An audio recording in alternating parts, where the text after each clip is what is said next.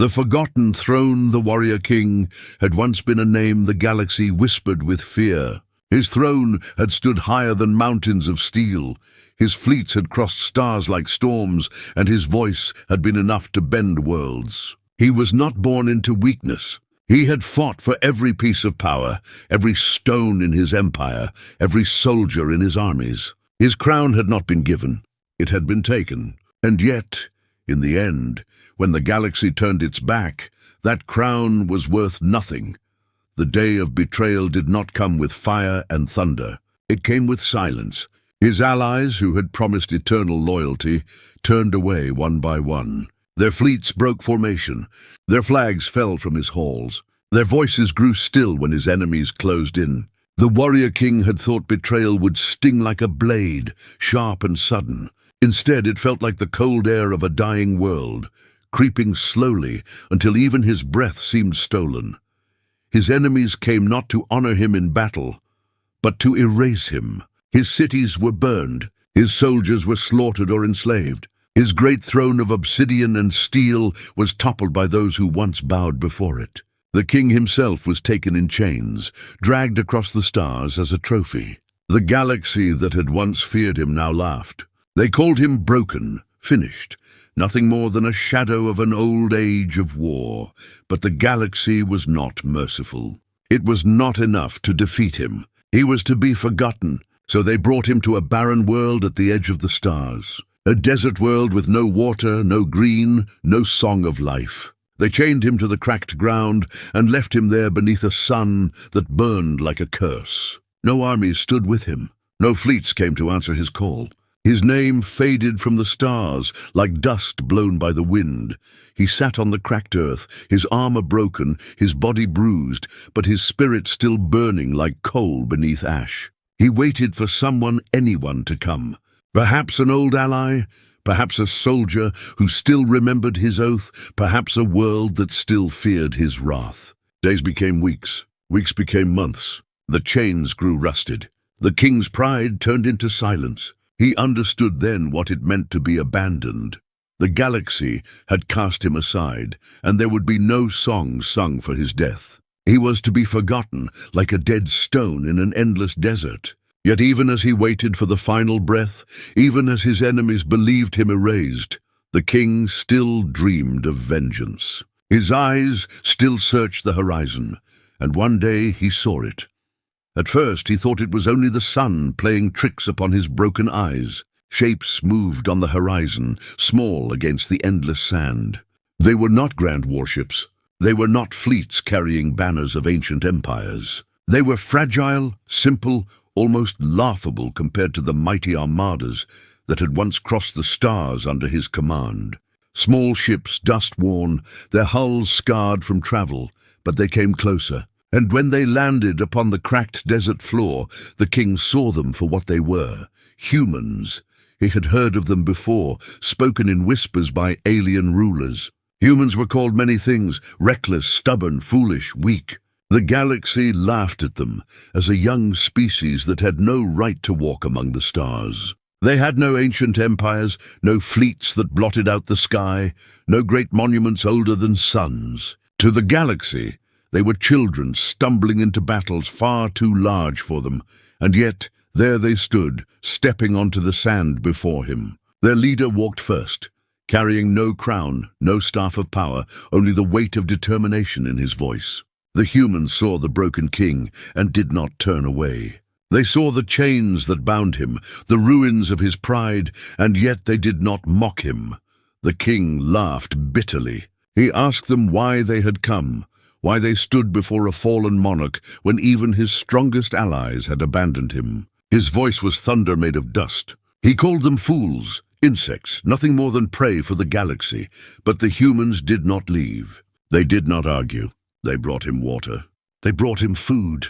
They tended to his wounds with hands that had never once served him. They stayed even when the storms rose, even when the heat of the desert cracked the ground beneath their feet.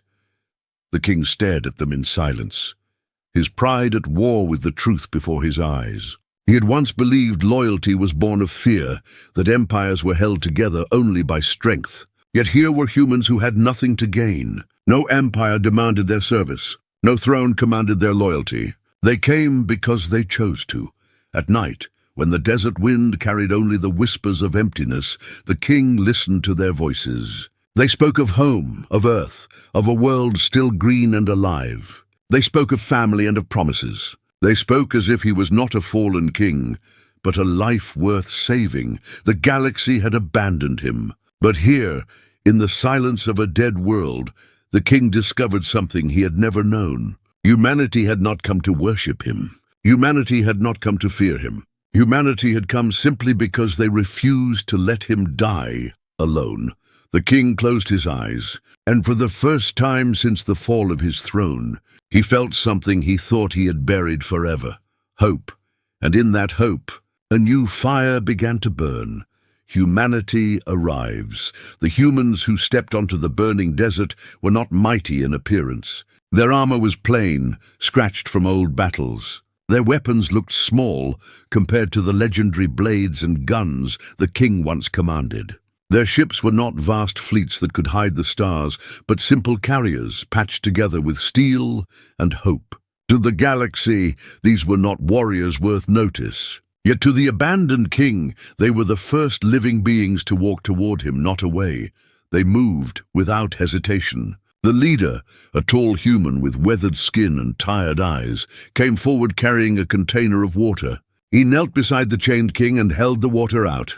No crown marked his head, no medals shone upon his chest. His only mark of command was the way the other humans trusted his steps. The warrior king looked at him with suspicion. Why would anyone cross this cursed world only to kneel before a fallen monarch? The king did not drink at first. Pride burnt stronger than thirst. He spat words heavy with bitterness, asking why humans would risk themselves for a man whose own armies had fled. He mocked them, calling them weak creatures chasing glory they would never hold. The leader did not answer with anger. Instead, he placed the water at the king's side and said in a calm voice, "No one deserves to die forgotten." The words struck deeper than any blade. The warrior king was silent. He had lived by power and fear, never by compassion. These humans had no reason to come. They owed him nothing. And yet they stayed.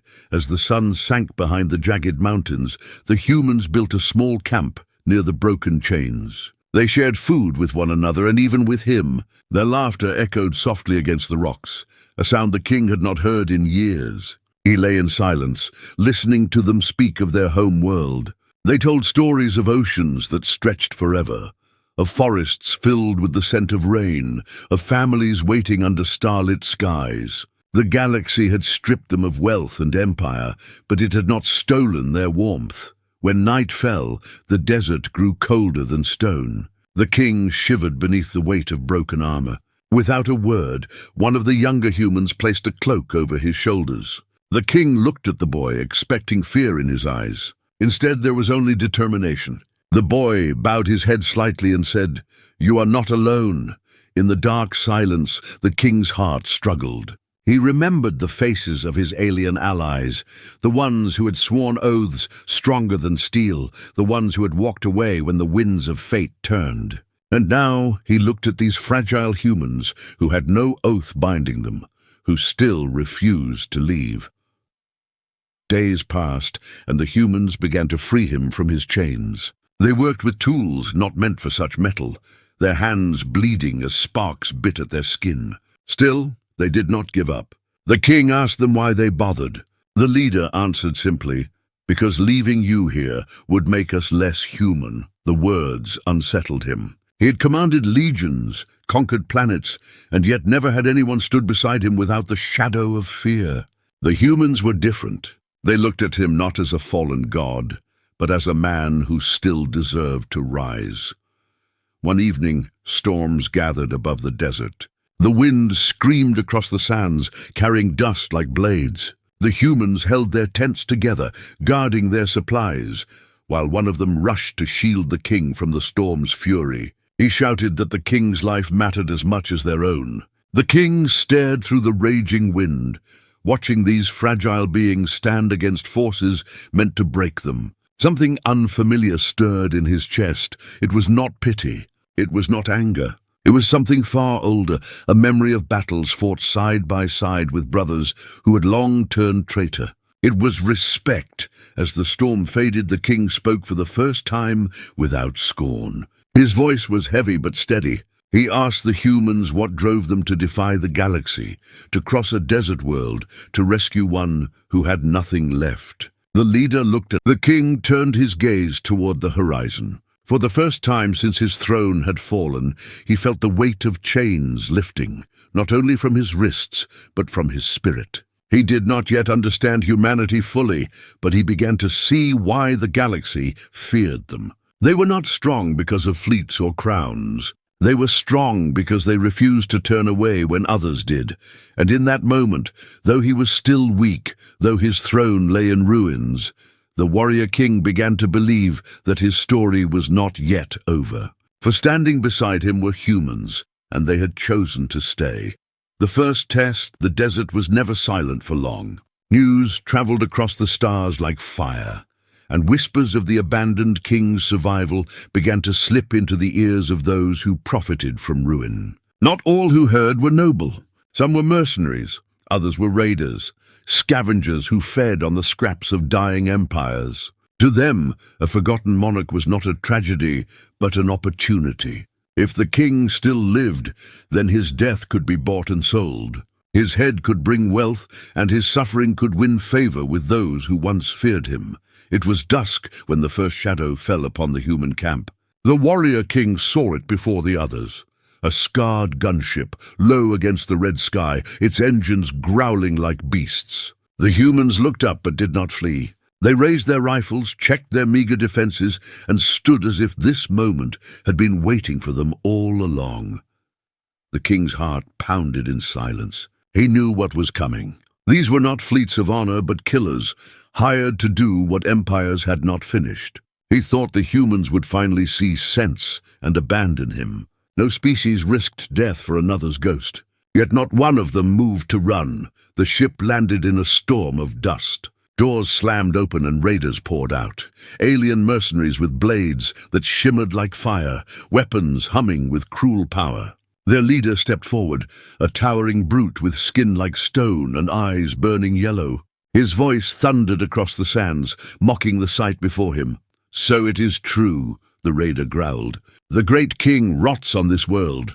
And his only guard? Fragile humans who do not know when to kneel." The king closed his eyes. He had once commanded millions, and now he was shielded by a handful of mortals standing on broken earth. It should have been laughable. Yet when he opened his eyes again, he did not laugh. He saw no fear in the humans' faces. Only fire.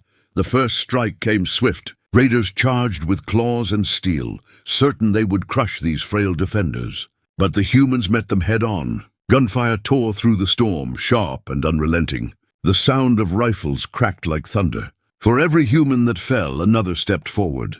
They fought as if death itself was just another battle they had already accepted. The king watched in silence, his body trembling not from weakness, but from something he had not felt in years. Wonder. These humans did not fight for crowns or wealth. They fought because they had chosen to. They fought because they refused to betray. A raider broke through the line and rushed toward the king, blade raised high. For a breath, the king thought it was over. But a human soldier leapt into the path, steel meeting steel, sparks lighting the twilight. The human bled, staggering under the weight of the alien's power, yet he did not move aside. With a roar, he drove his weapon upward and struck true. The raider fell, and the human collapsed beside the king, blood staining the sand. The king's breath caught in his chest. He had seen soldiers die for him before, but they had been bound by duty, chained by fear. This man had been bound by nothing, and yet he had given his life as if it was the simplest truth in the universe. The battle raged on, dust and fire filling the air. The humans fought like wolves surrounded, teeth bared, hearts unbroken. The raiders, expecting easy prey, faltered as resistance grew. Every time they pressed forward, the humans pushed back harder. Their voices rose together, shouting words the king did not know, but understood all the same. Unity, defiance, loyalty. At last, the raiders began to fall back. Their leader snarled, fury twisting his stone-like face. He had not come for war, only for blood spilled cheap. Now he saw the price was too high. With a roar of rage, he ordered retreat. The gunship lifted from the desert, carrying the broken and the dying with it, leaving only silence and smoke behind. The humans stood among the bodies of the fallen, their breaths heavy, their wounds deep. But they still stood. They gathered their dead with reverence, laying them upon cloaks as if every man and woman was a treasure worth more than gold. They did not cry out in despair. They did not curse the sky. They carried their grief like soldiers, silent and unyielding. The king could not speak. For the first time since his chains had bound him, he felt his pride break in a way no enemy had ever managed. He fell to one knee, not from weakness but from respect, his head bowed toward the humans who remained. His voice, once thunder, was low, steady, almost human in its softness. "You bled for me," he said. "When even my armies did not." The leader of the humans placed a hand upon his shoulder. His words were quiet but sharp as steel. "We bleed because no one should face death alone. That is what it means to stand together." The king looked at him, and in that gaze a bond formed stronger than chains, stronger than crowns. Something greater than fear had been born in the desert that night. Loyalty not demanded, but chosen. The galaxy had abandoned him. But humanity had passed its first test, and in their defiance the warrior king saw the beginning of something the stars themselves would one day remember. Rising loyalty. The desert no longer felt like a prison. After the battle, after the blood and fire, the air itself seemed changed. Where there had once been only silence and sand, there was now the rhythm of hammers, the sparks of repair, and the sound of voices that refused to be quiet. The humans did not retreat after the attack. They did not speak of leaving. Instead, they worked. Their ships, damaged in the clash, were patched together with steel plates and salvaged wires. Weapons were reforged from the wreckage of raider blades. Every scrap was turned into a tool of survival. The warrior king watched in silence, seeing how these fragile beings bent the broken into strength. In his empire, weakness had been punished, mistakes had been crushed beneath iron rule. But here, weakness became something different. The humans turned failure into fuel, scars into lessons, and despair into defiance. The king's chains had been broken in the battle, yet he did not leave. Something greater bound him now. He walked among the humans, still towering, still scarred, but no longer a figure of fear. Children of Earth, far from their home, taught him the meaning of loyalty without command. They shared their food with him as though he were not a fallen king, but simply a man in need. They spoke to him not with trembling voices, but with honesty, even when their words were sharp. At night, around the fires they built to keep away the desert cold, the humans told stories. They spoke of battles on Earth, not fought for conquest, but for survival. They spoke of ancestors who had faced storms, floods, famine, and yet had endured. Their stories were not of gods and kings, but of ordinary people who had refused to surrender. The king listened and understood slowly. This was humanity's true strength, not in crowns or fleets, but in a spirit that bent but never broke. One evening, as flames flickered against the broken armor he still wore, the leader of the humans sat beside him. The king asked why they had not left after the raiders' attack. The leader looked at him with eyes that carried both grief and steel. "Because if we leave, the galaxy will win. They want you forgotten. We will not let that happen." The king turned his gaze toward the stars. Once they had bowed to him. Now they ignored him. But beside him were humans who carried no crown, no throne, yet gave him more loyalty than empires had ever given. In their defiance, he felt his old pride reshaped into something stronger. Whispers of this loyalty spread through the void. Traders who passed near the desert world carried tales to alien markets. They spoke of the warrior king, once abandoned, now shielded by humans. The galaxy laughed at first. How could such a mighty figure depend on such a small species? But the laughter did not last. Spies reported battles fought, raiders defeated, and a king rising again, not with fleets, but with a handful of mortals who fought like a storm. The empires grew uneasy. If humans could inspire a fallen king to stand once more, what else could they inspire? If their loyalty could bind one monarch, could it not bind others? The galaxy feared many things, but above all it feared change. The king, too, felt the shift. He began to rise from his despair. He trained with the humans, One night when the stars burned bright, the king stood before the humans, his armor polished though still scarred. His voice carried across the camp like a solemn vow. The galaxy cast me aside, but you have raised me again. I was once a king who ruled through fear. Now I will stand with you, not above you. The humans cheered, not as subjects but as comrades. For the first time, the king did not feel like a monarch surrounded by servants. He felt like part of something greater, something the galaxy could never break. But far away, fleets gathered. The whispers of his survival had reached ears that could not allow such defiance to grow. The galaxy's rulers prepared to send not raiders, but armies. They believed that crushing a handful of humans would be simple. They believed that ending the king's spark would silence his story forever. The humans did not know yet, but storms were coming. The king looked to the horizon and saw not the silence of death, but the fire of war. This time he was ready. He was not alone, and the galaxy would soon learn what it meant when humanity chose to stand beside the forgotten. The stand against the galaxy. The silence of the desert did not last. Across the void, empires stirred like beasts waking from restless sleep. The news had spread too far, too fast. The warrior king was alive, and worse, he was not alone. He had been found, lifted, and defended by humans. To the galaxy's rulers, this was more dangerous than armies or fleets. If humanity could raise a fallen king, then perhaps they could raise others. If loyalty could become their weapon, it could change the balance of power forever. That could not be allowed. So fleets were gathered. Warships the size of cities left their docks, banners of alien empires burning in the blackness of space. They did not send raiders this time.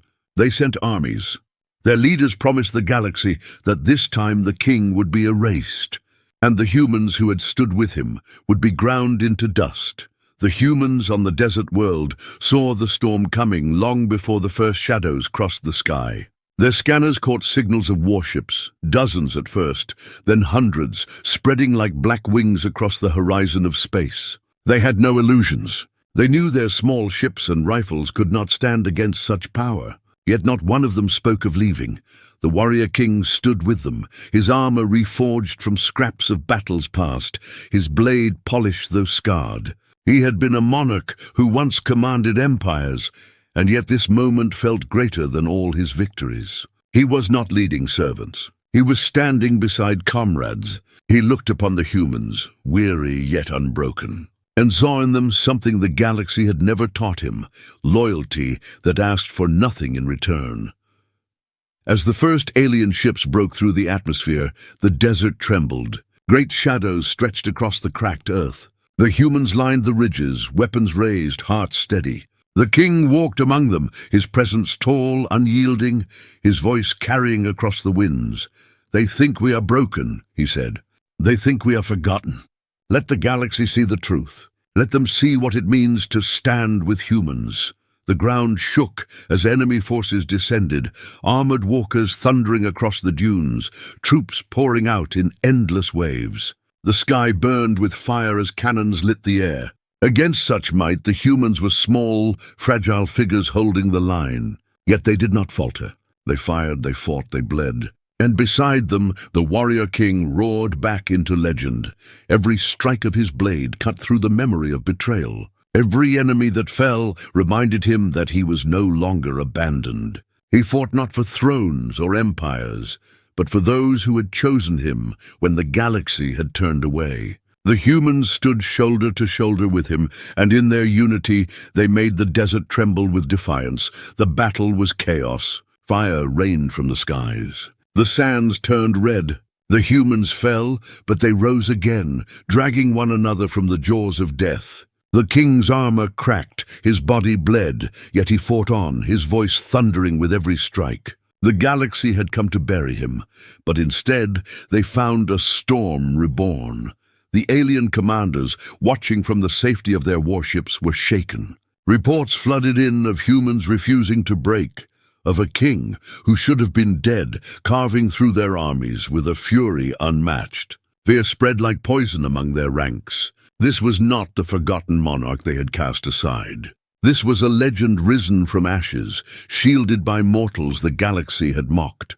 Ours became eternity. The desert burned, but the defenders still stood. The final wave came with a roar of engines, the largest walkers thundering across the cracked earth. The king led the charge against them, his blade